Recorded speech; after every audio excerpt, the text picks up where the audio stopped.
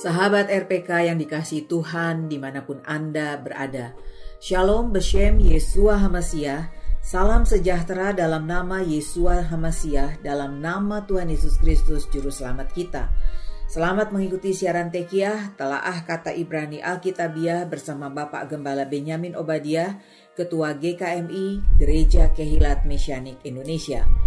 Tekiah sendiri dalam bahasa Ibrani berarti suatu cara peniupan shofar, trompet tanduk domba jantan seperti yang telah didengar tadi.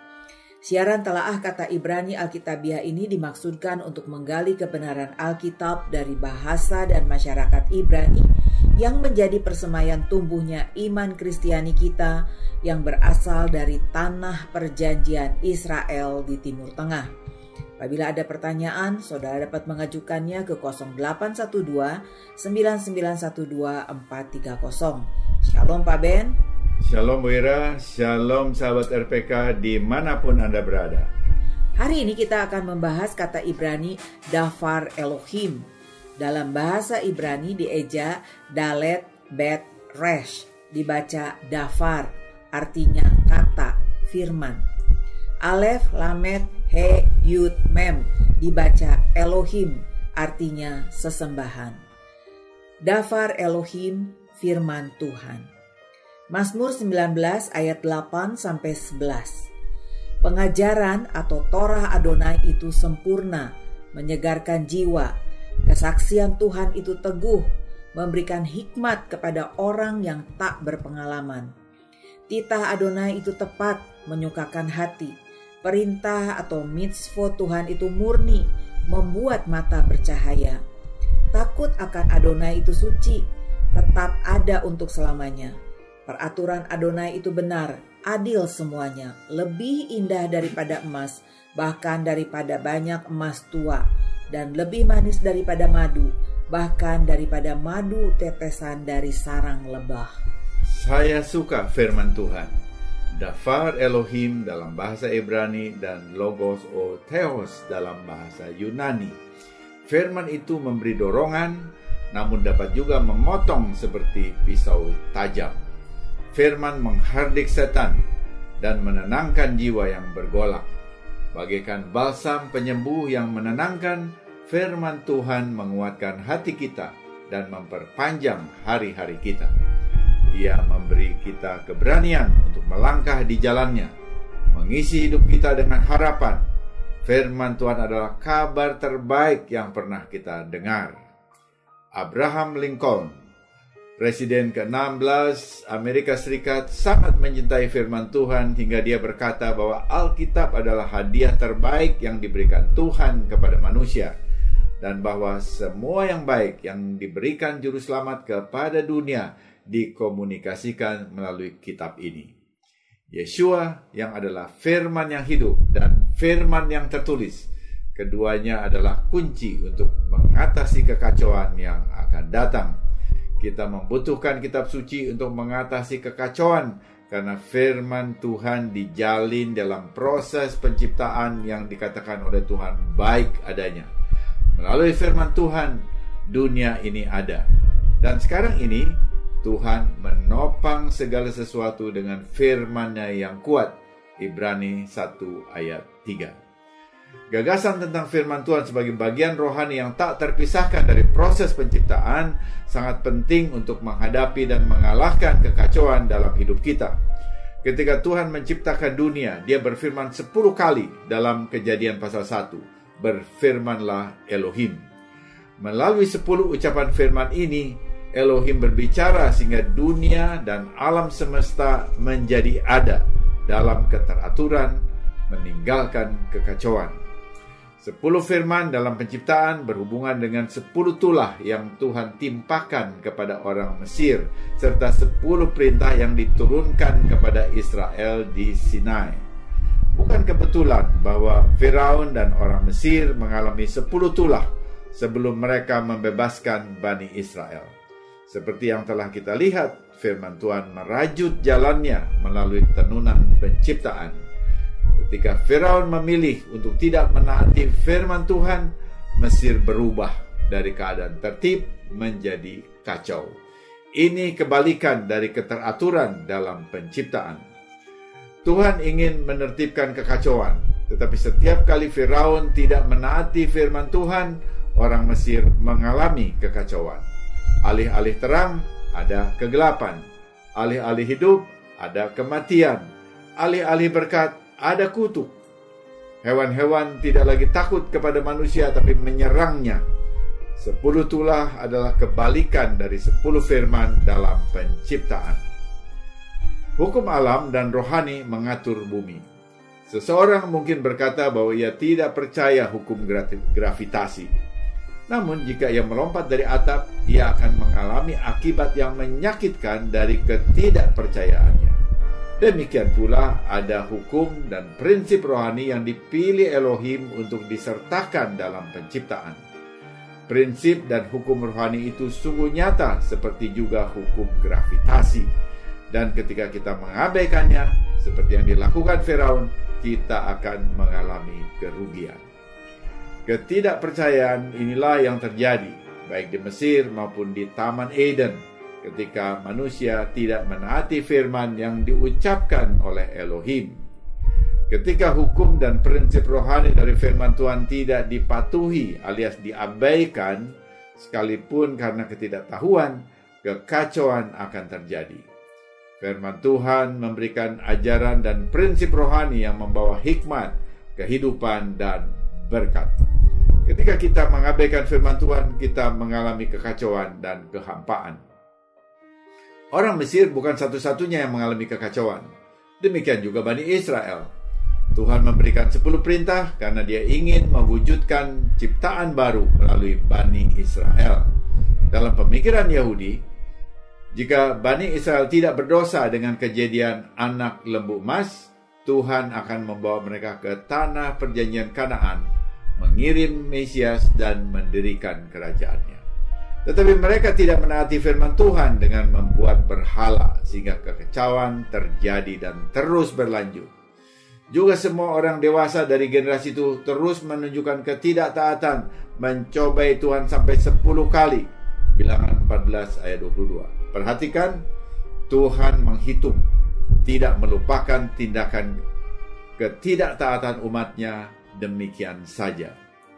Nabi Yeremia menggambarkan ketidaktaatan Israel kepada Tuhan dan firman-Nya dengan melukiskan tanah perjanjian sebagai kekacauan dan kosong, yang dalam bahasa Ibrani disebut tohu vavohu dan diterjemahkan tidak berbentuk dan kosong, seperti yang tercatat dalam Yeremia 4 ayat 23. Aku melihat kepada bumi, ternyata campur baur dan kosong, tofu, fafohu, dan melihat kepada langit, tidak ada terangnya.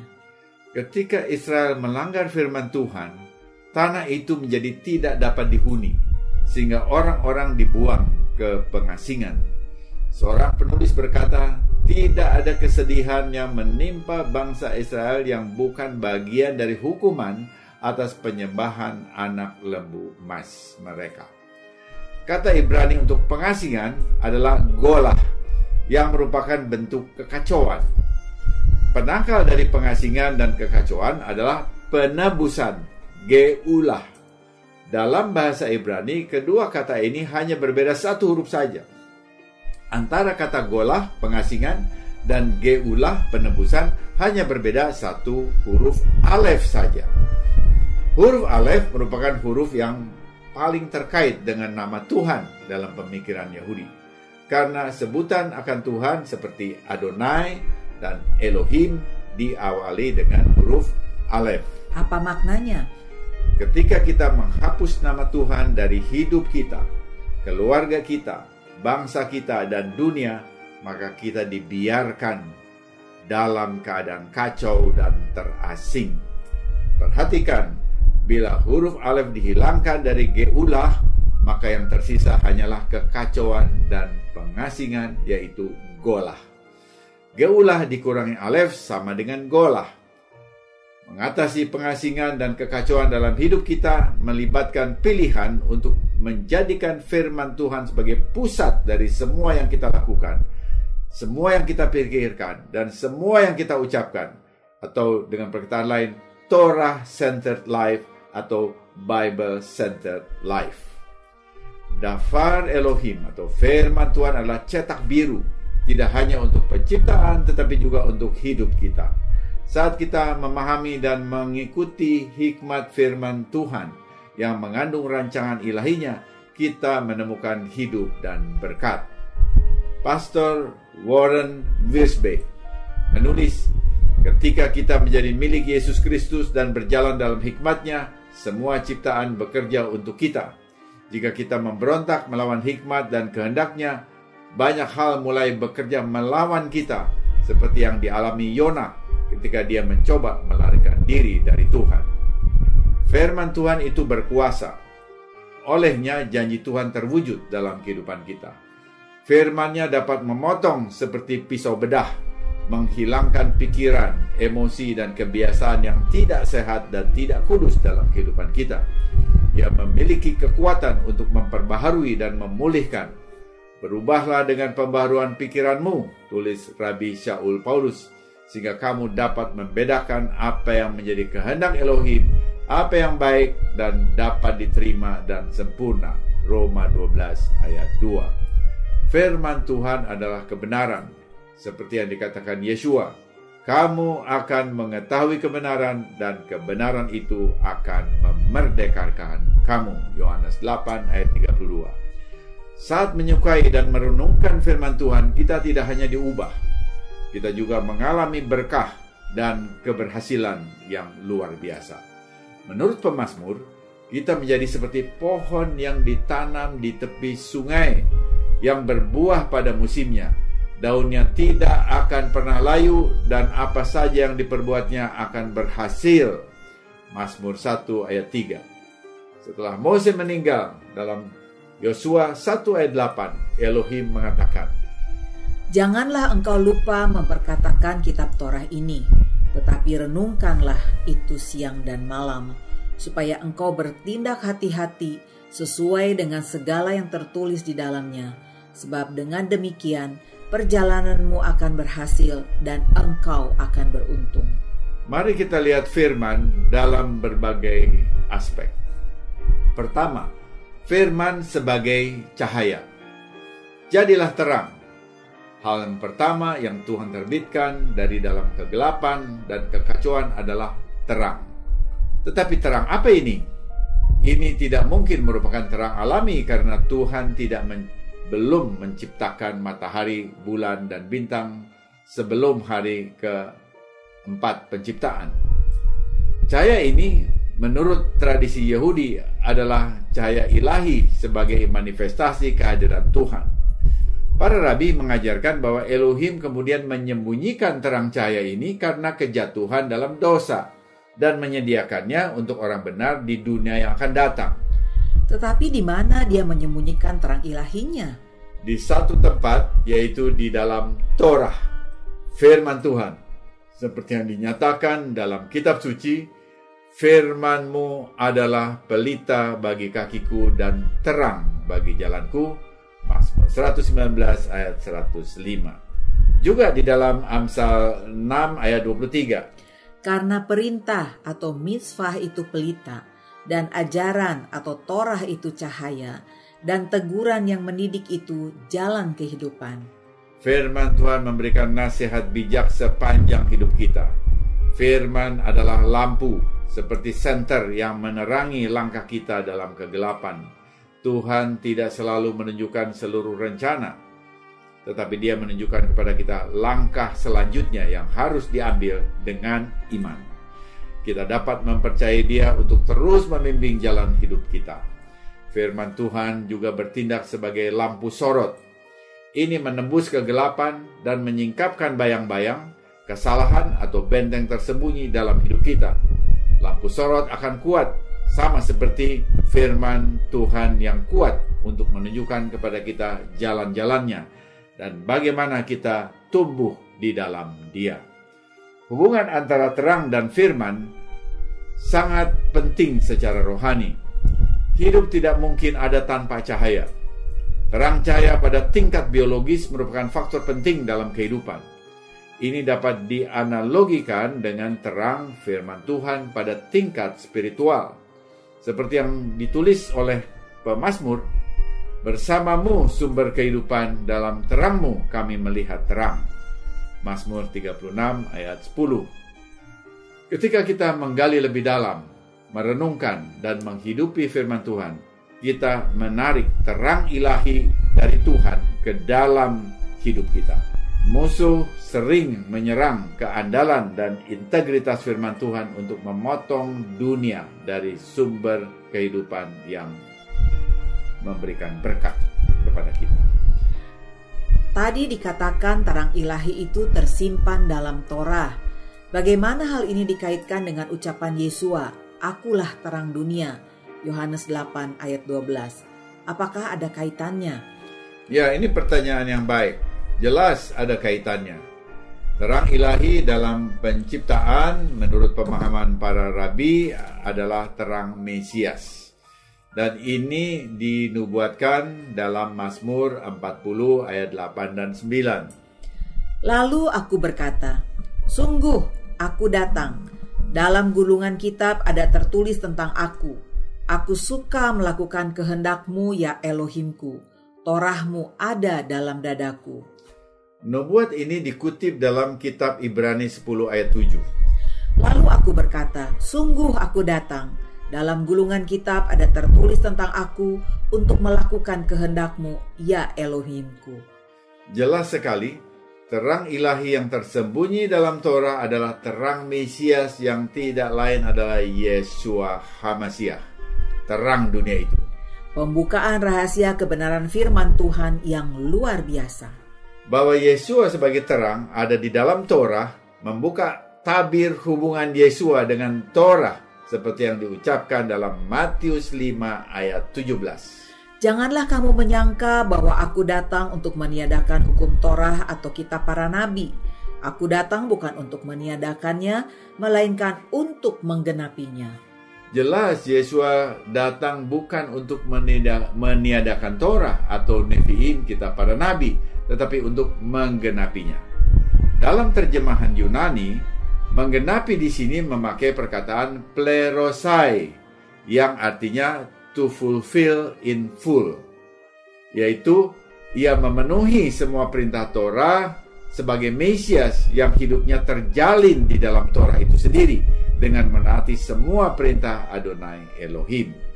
Perhatikan, dalam bahasa Indonesia kadang kita dengar kata menggenapi dalam ayat ini dibajak ke pengertian mengakhiri, sehingga dikesankan bahwa Yesus tidak membatalkannya tetapi mengakhirinya. Lalu ini dikaitkan dengan ucapan Yesus di salib sudah selesai. Pada sementara kalangan ini dikaitkan dengan Torah yang sudah selesai. Padahal seharusnya bagaimana pemahamannya? Perkataan Yesus sudah selesai di atas kayu salib jelas merujuk pada perannya sebagai penebus dalam proses penebusan umat berdosa. Dengan mengatakan sudah selesai, ia menyatakan tugasnya sebagai juru selamat sudah dilaksanakan secara tuntas dan bukan mengakhiri Torah. Tak ada perintah Yesua untuk mengakhiri Torah.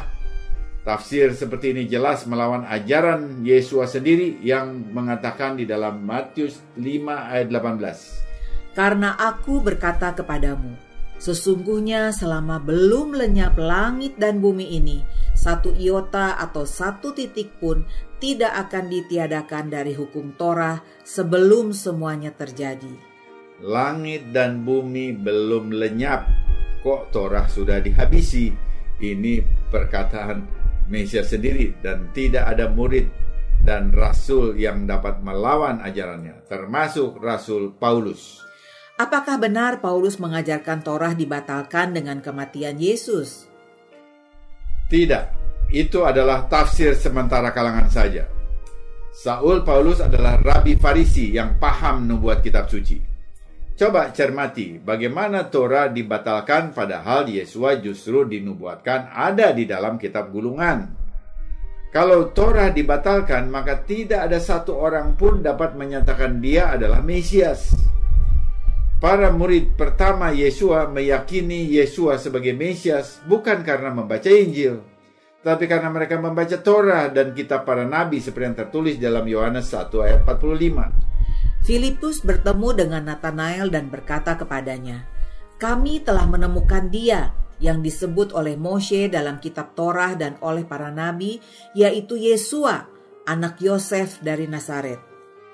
Jelas, melalui Torah, Yesua dinyatakan kepada para murid yang pertama, dan karena itu Torah merupakan kitab historis yang melembagakan Mesias Yesua yang dijanjikan oleh Bapa Surgawi.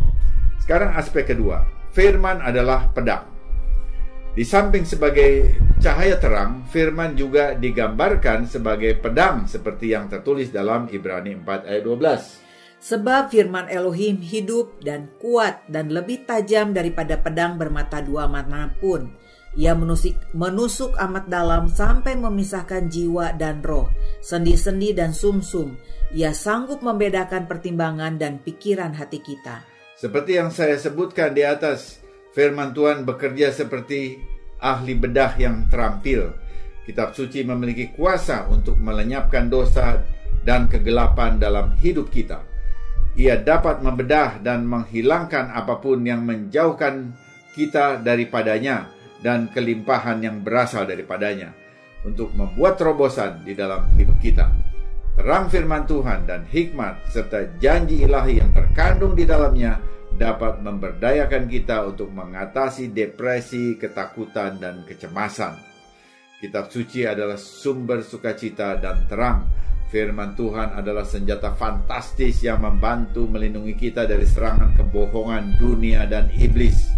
Pedang firman juga merupakan senjata ampuh untuk menyerang yang dapat membantu kita mematikan kedagingan, menguatkan roh kita, dan membawa kemenangan. Kata-kata yang ditemukan dalam Alkitab berlaku dalam kehidupan kita. Penulis Jerry Gramkow menulis, Kita membutuhkannya untuk memahami bahwa setiap bagian dari Alkitab memiliki prinsip-prinsip yang dapat diterapkan secara kekal. Bagian kita adalah menemukan prinsip-prinsip tersebut, yang kemudian dapat kita terapkan untuk mengajarkan kebenaran, menempelak dosa, memperbaiki kesalahan, dan melatih dalam hidup benar. Firman Tuhan membawa kehidupan, tetapi juga jika disalahkan, itu akan bisa membawa kematian. Seperti semua senjata, pedang bisa berbahaya jika salah penanganan. Firman Tuhan adalah kebenaran, tetapi kebenaran dapat melukai seseorang jika digunakan dengan cara yang keras dan legalistik. Terlalu banyak orang yang telah terluka oleh Kristen yang tidak dewasa atau tidak sehat dengan kasar menggunakan ayat firman Tuhan untuk menyerang orang lain. Kitab suci dibandingkan dengan pedang bermata dua, Ibrani 4 ayat 12. Satu sisi mewakili kebenaran dan sisi lainnya anugerah. Kebenaran firman Tuhan bila dilepaskan dari kasih karunia akan menyebabkan kerugian dan luka yang dapat sulit disembuhkan. Atau lebih buruk, dapat fatal secara rohani bagi iman seseorang. Kebenaran Tuhan harus diimbangi dengan kasih karunia, kasih sayang, dan cinta untuk membawa kehidupan dan berkat. Kita harus berhati-hati dengan cara kita menggunakan dan menerapkan kitab suci. Sifat firman Tuhan yang bermata dua juga menunjukkan rancangan firman Elohim yang pertama dan yang diperbaharui. Pedang tajam diperlukan untuk mengalahkan dunia, kedagingan, dan bahkan setan, si penggoda, sama seperti yang dilakukan Yesua di padang gurun dengan mengutip kitab ulangan dari Torah.